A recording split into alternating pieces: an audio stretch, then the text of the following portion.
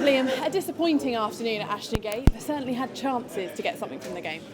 Yeah, frustrating. I think if you analyse the game, I thought first half arguably should have been ahead at half time. Keepers made two terrific saves. I thought Rob had a terrific moment off a set piece where we carried a real threat. I thought we pressed well, front foot, asked lots of questions, but to come in at 0-0, I think that's the bit when you're on top, when the momentum's with you, when you're dominating certain areas, you have to make it count. And ultimately we kept Swansea in the game and had a 5-minute spell for me second half where probably allowed them to get on top a little bit, which has coincided with them scoring. And then it was a case of did we have enough quality in and around the penalty area, which today we didn't.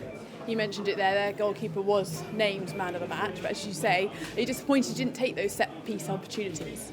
Yeah, of course. It wouldn't surprise me if he was named it when we played him away as well. I think it's a mark of the progress for the group. Of course, hurts, frustrated, annoyed, I want to win today.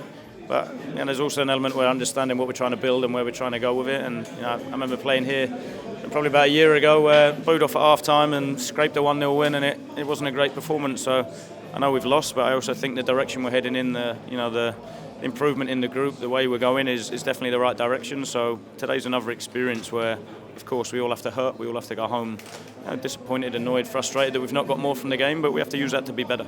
And the changes certainly had an impact, didn't they? Belly hitting the post and Sinks being a real handful up there. Yeah, definitely. And I feel for Sinks at times. He doesn't get what he should.